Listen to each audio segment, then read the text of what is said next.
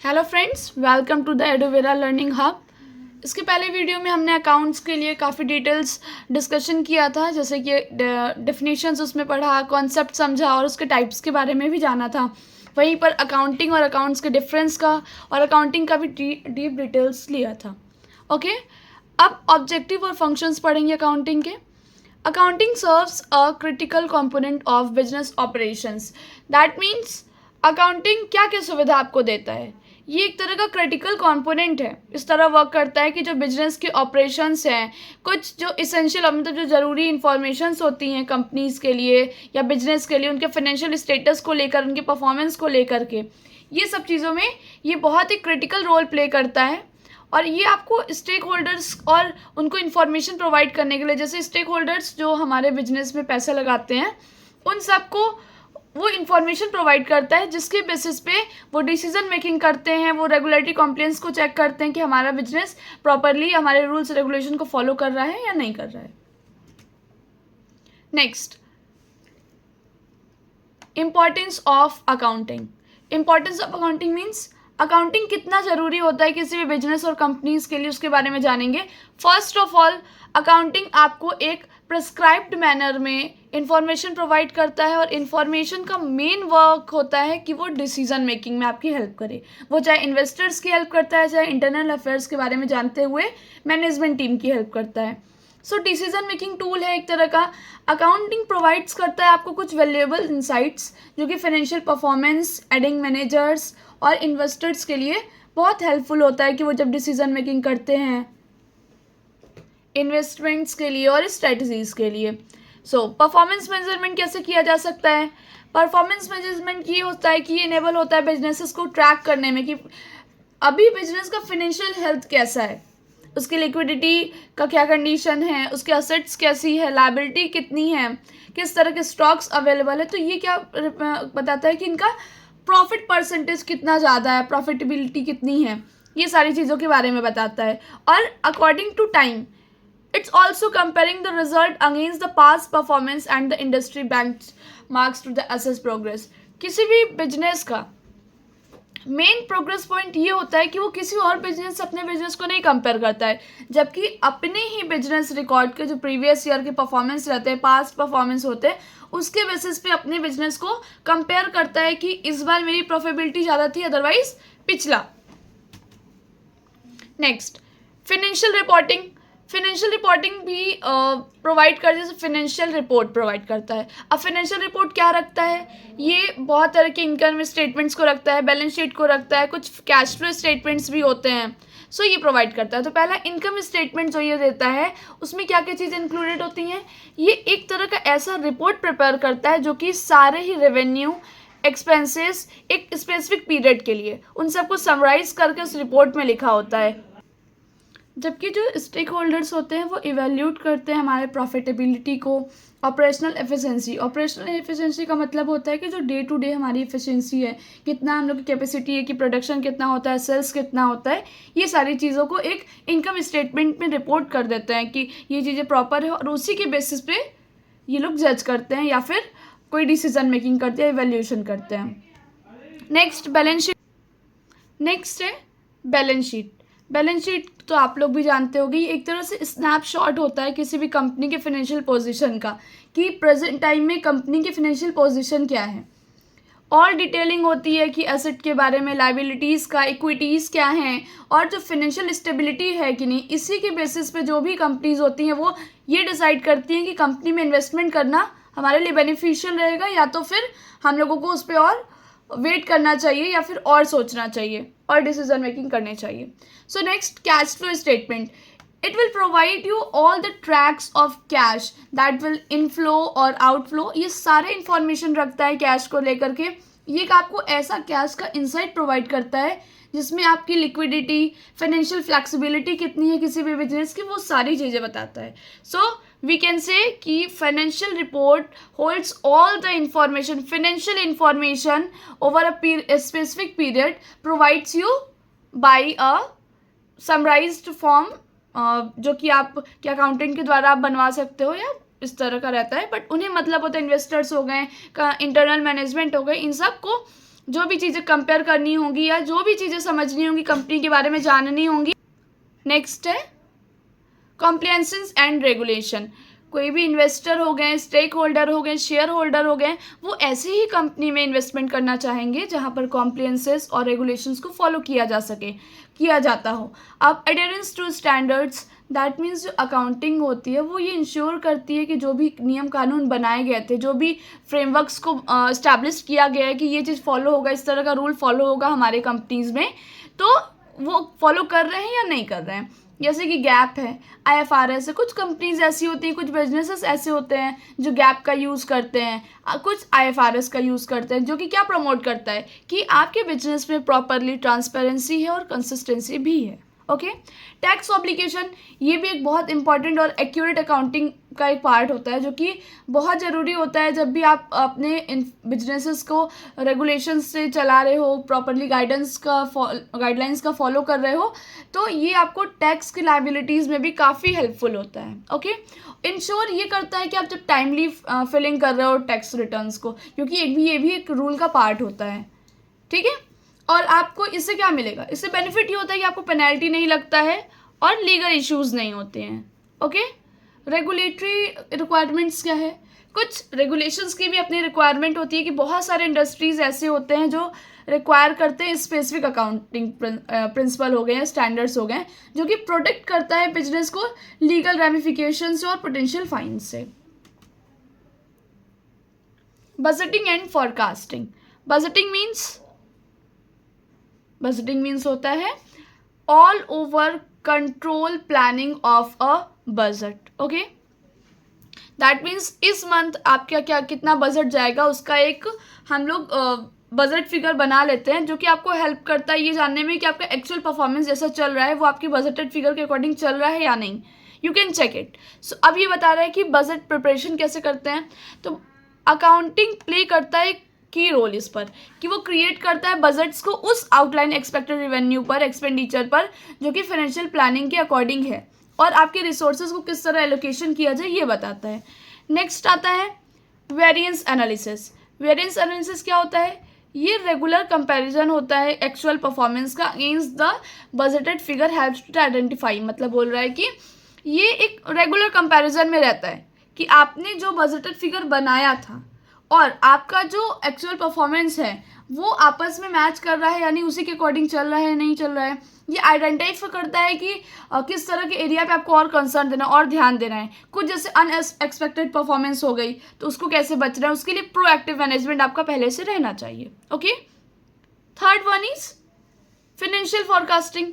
Financial forecasting का ये है कि ये जितने भी हिस्टोरिकल डेटाज होते हैं, जो भी प्रिडिक्टेड फ्यूचर फाइनेंशियल आउटकम्स हो रहे हैं, जैसे कि पिछली आपका जो हिस्टोरिकल डेटा था, पिछली बार का जो भी डेटा थे, उसका यूज़ करके ये फ्यूचर प्लानिंग करता है। एक तरह से आप समझो कि फाइनेंशियल जितने भी आउटकम्स आएंगे ऑर्गेनाइजेशन के, कुछ आप रियलिस्टिक गोल्स बनाए हो, कुछ जो बिजनेस के चैलेंजेस होते हैं उसको प्रिपेयर करना होता है, इन सब के लिए ये बहुत वाइटल रोल प्ले करता है। Next, internal controls. Internal controls का मतलब ये है कि कंपनी को किस तरीके से कंट्रोल किया जा सके, क्योंकि क्या होता है कि एक्सटर्नल जो भी चीज़ें होती है उसको कंट्रोल करना थोड़ा मुश्किल होता है, बट कंपनी की मैनेजमेंट होती है कि अगर वो इंटरनल कंट्रोल अच्छे से कर ली तो कंपनी की एक्यूरेसी, एफिशिएंसी और भी बढ़ जाती है। सो फ्रॉड होने के चांसेस कम हो जाते हैं। इफेक्टिव अकाउंटिंग सिस्टम्स क्या हेल्प करते हैं, ये इस्टेब्लिश किया जाता है कि जो इंटरनल जितने भी कंट्रोल है कंपनी के, वो हेल्प करे कि आप डिटेक्ट कर सको और प्रिवेंट कर सको कुछ जैसे फ्रॉडलेंट एक्टिविटीज़ होती है। जैसे कि कंपनी में कोई भी प्रॉब्लम आ रही है, कोई भी असेट है उस पर कोई इशू आ रहा है, या तो कंपनी में किसी भी तरह का फ्रॉड किया जा रहा है, चाहे वो किसी एम्प्लॉयज़ के थ्रू करा गया हो, चाहे कोई अकाउंटेंट के थ्रू किया गया हो, तो ये उसमें हेल्प करता है आपको कि आपको जो भी फ्रॉडलेंट एक्टिविटीज़ हो गई, ये एक तरह से ना सेफ गार्ड वर्क करता है कंपनी के असेट्स का हुआ, क्योंकि चोरी वगैरह भी बहुत होती है। सिर्फ आप बिजनेस या कंपनीज का प्रोडक्शन में आप जाओ तो वहाँ पर चोरी के तो बहुत सारे चांसेस होते हैं फैक्ट्री से। सो इस तरह का रहता है। नेक्स्ट है एक्यूरेसी एश्योरेंस। ये मान के चला जाता है कि हमारे कंपनी में जितनी भी अकाउंटिंग चल रही है, जिस तरह का भी फाइनेंशियल जो भी रिकॉर्ड्स है, उसमें एक्यूरेसी है, जो कि आपको हेल्प करता है कि रेगुलर रिकॉन्सिलेशन आप रेगुलरली चेंज मतलब अपना सुधार सकते हो जो प्रॉब्लम आएगी। जो ऑडिट्स होता है उसकी डेटा आपको एक्यूरेसी रखनी चाहिए। फिर और इंस्टिलिंग द कॉन्फिडेंस के साथ, जैसे ये चीज़ ना क्रिएट करता है स्टेक होल्डर्स के अंदर कॉन्फिडेंस कि वो इस कंपनी में पैसे लगा रहे हैं तो जो इस कंपनी की फाइनेंशियल इन्फॉर्मेशन है उस पर रिलायबिलिटी हो, मतलब उन्हें प्रॉपरली आपकी कंपनी के फाइनेंशियल इन्फॉर्मेशन पर विश्वास हो। ये तभी होता है जब आपकी ऑडिट्स में डेटा एक्यूरेसी रहे, जो आपकी कंपनी का जो भी डे टू डे ऑपरेशन है, एफिशिएंसी है, ये सब ग्रो करती रहे और एकदम एग्जैक्ट रहे। नेक्स्ट टॉपिक भी आ गया कि ऑपरेशनल एफिशिएंसी क्या होती है। तो ऑपरेशनल एफिशिएंसी का मतलब ये होता है कि जो अकाउंटिंग प्रोसेस होता है वो कंट्रीब्यूट करता है एक तरह से इम्प्रूव्ड ऑपरेशनल एफिशिएंसी। इसका हेल्प क्या होता है?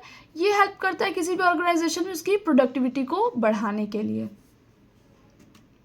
Next, strategic planning. हमने काफ़ी बार सुना कि प्लानिंग क्या होता है, फाइनेंशियल प्लानिंग करना पड़ता है डिसीजन मेकिंग के लिए, कि फाइनेंशियल प्लानिंग के अकॉर्डिंग वर्क करना होता है, स्ट्रैटेजी बनाना होता है सेल्स टारगेट को कंप्लीट करने के लिए, कंपनी का प्रॉफिटेबिलिटी को बढ़ाने के लिए, एफिशिएंसी को बढ़ाने के लिए। सो देखते हैं कि किस बेसिस पे स्ट्रैटेजिक प्लानिंग की जाती है। सबसे पहले तो लॉन्ग टर्म प्लानिंग की जाती है, लंबे समय के लिए। जैसे कि स्कूल वाले क्या होते हैं, सबसे पहले वो प्रिपेयर करते हैं कि एक साल में हमें क्या क्या चीज़ें अचीव करनी, क्या क्या बच्चे को देना है। उसके बाद वो हाफ ईयरली के बेसिस पे करते हैं। फिर उसके बाद वो मंथली बेसिस पे करते हैं कि यूटी वगैरह होगा, टेस्ट वगैरह होंगे, और कॉलेज में होता है कि सेमेस्टर होगा। इस तरह का वो लॉन्ग टर्म पहले प्लानिंग करते हैं कि ये बुक्स चलने वाली हैं, यहाँ से पेपर बनना है। सो इस तरह का लॉन्ग टर्म प्लानिंग किया जाता है। जो अकाउंटिंग डेटा होता है वो सपोर्ट करता है स्ट्रेटेजिक डिसीजन मेकिंग को, जैसे कि कंपनी के जो फाइनेंशियल ट्रेंड्स हैं, ऑपरेशनल पैटर्न्स हैं, इसका लॉन्ग टर्म में इंसाइट बताता है, क्या व्यू रहता है वो प्रोवाइड करता है किसी भी डिसीजन मेकिंग के थ्रू। अब जैसे कि मान लो कंपनी का डेटा है वो उसके अकॉर्डिंग परफॉर्म कर रहा है कि जो स्ट्रैटेजिक डिसीजन मेकिंग किया गया था उसके अकॉर्डिंग, तो ये क्या है, कंपनी को एक ऐसा फेज देता है कि आपका विजन, गोल, मिशन सब कुछ क्लियर है। ओके, नेक्स्ट है इन्वेस्टमेंट एनालिसिस। इन्वेस्टमेंट का भी बहुत प्रॉपर रोल होता है कि कंपनी के फंड्स कहाँ से बनेंगे, रिस्क कितना होगा, रिटर्न कितना पॉसिबल हो सकता है, ऑर्गेनाइजेशन का जो गोल होता है उसका। अब देखिए पढ़ते हैं ये इन्वेस्टमेंट एनालिसिस। ये एक ऐसा पोटेंशियल इन्वेस्टमेंट है या इवेल्यूट करता है कि आपका रिस्क वर्सेस रिटर्न कितना है, ठीक। और दूसरी बात, ये अलाइनमेंट को जो ऑर्गेनाइजेशन के जो गोल्स होते हैं उसको एक डिटरमाइन करता है कि क्या गोल है, मतलब इतना फंड क्रिएट करना है, फिर इतना फंड क्रिएट करने के लिए अपन को इतना इन्वेस्टमेंट करना होगा, उस पर कितना रिटर्न आ सकता है, कितना रिस्क हो सकता है। इस तरह की चीज़ें होती हैं। या तो कंपनी को शेयर्स, जो पब्लिक है उसको शेयर इशूज़ करना होगा अगर बड़े लेवल पे आपका कंपनी है तो। सो नेक्स्ट है बिजनेस एक्सपेंशन। मेन ये सब के वर्क ही यही होते हैं बिजनेस एक्सपेंसेस का। ये सब एक तरह का ऐसा एलिमेंट होता है जो स्ट्रेटेजिक प्लानिंग को कंसिस्ट करता है। बिजनेस एक्सपेंशन क्या है? ये फाइनेंशियल हेल्थ को पहले तो एनालाइज करने में हेल्प करेगा कि एक्सपेंशन में आपकी मदद करेगा, न्यू वेंचर्स को लाएगा और अपॉर्चुनिटी को अलाइन करेगा कि ओवरऑल जो स्ट्रेटेजिक ऑब्जेक्टिव है उससे अपॉर्चुनिटीज़ को और क्रिएट करेगा। सो बिजनेस एक्सपेंसेस का भी आप जानते हो, जैसे बिजनेस साइकिल है तो उसमें आप पढ़े होंगे ये टॉपिक, बिजनेस एक्सपेंशन क्या होता है, कॉन्ट्रैक्शन क्या होता है, पीक क्या होता है। इसकी भी डिटेल वीडियो बनी हुई है, बिजनेस साइकिल नाम से वीडियो होगी, आप उसमें जाकर सर्च करें, ज़रूर आपको मिलेगा।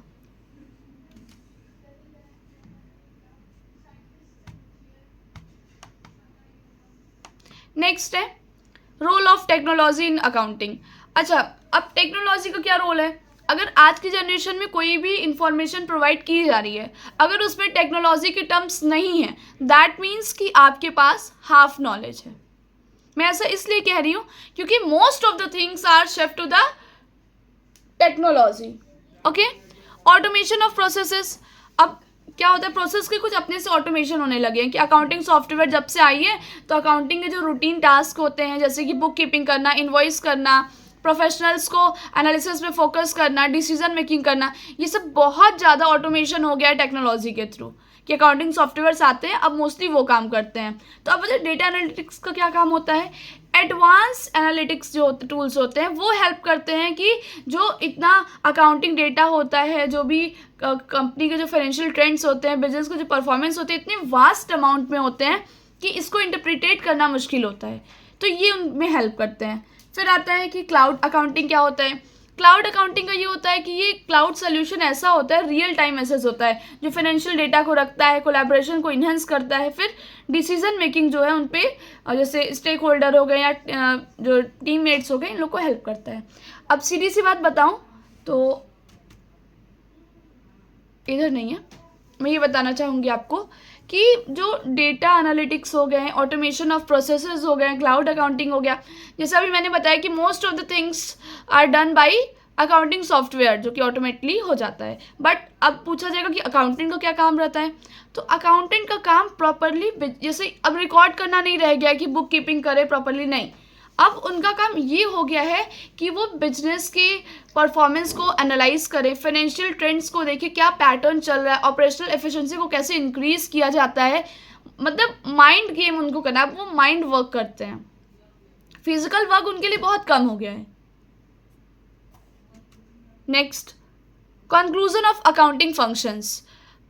अब अकाउंटिंग फंक्शंस के कुछ कंक्लूजन देख लेते हैं, क्या कंक्लूडेड है। तो बता रहे हैं कि accounting serves as a backbone of informed business decision and strategic planning. मतलब कह रहा है कि जो अकाउंटिंग है ना, वो एक तरह से बैकबोन का वर्क करता है किसी भी बिजनेस डिसीजन या स्ट्रेटेजिक प्लानिंग के लिए इंफॉर्मेशन दे करके। समझ रहे हो, क्योंकि अगर आपको कोई प्लानिंग करनी है उसके लिए आपको डेटा चाहिए होगा, आपको इन्फॉर्मेशन चाहिए होगी। अगर आपको कोई डिसीजन लेना है तो उसके चारों ओर की जो भी दोनों पहलू है उसके आपको इन्फॉर्मेशन चाहिए होगी, फाइनेंशियल चीज़ों के बारे में पता होना चाहिए क्या है। तो जब आपको इन्फॉर्मेशन नहीं मिलेगी तो आप कैसे प्लानिंग करोगे, कैसे डिसीजन लोगे। तो आपको इन्फॉर्मेशन किसके थ्रू मिलता है, अकाउंटिंग के थ्रू मिलता है। ठीक, अब ये फंक्शन कैसे करता है, तो ये फंक्शन ऐसे करता है कि सबसे पहले डेटा को क्या करेगा, सबसे पहले डेटा को रिकॉर्ड करेगा, फिर समराइज करेगा, फिर जो है रिपोर्टिंग करेगा फाइनेंशियल डेटा का, जो कि थोड़ा क्रूशियल होता है दोनों ही ऑपरेशनल इफेक्टिवनेस के लिए भी और रेगुलेटरी कंप्लायंसेस के लिए भी। और ये ऑर्गेनाइजेशन को 100 to 100 long term success provide करता ही करता है। कोई भी चीज़ अगर आप सिस्टमेटिकली करो, अगर आप पढ़ाई भी सिस्टमेटिकली कर रहे हो, लॉन्ग टर्म आपने गोल बना रखा है, शॉर्ट टर्म से आप उसको कवर करते चले आ रहे हो, कंप्लीट करते चले आ रहे हो, तो आपका भी सक्सेस फिक्स होता है। फर्स्ट, डिसीजन मेकिंग क्या होता है, डिसीजन मेकिंग क्या होता है, डिसीजन मेकिंग आप इसको मुझे कमेंट सेक्शन में बताइएगा, क्योंकि मैंने काफ़ी डिटेल में इसको बता लिया है आपको।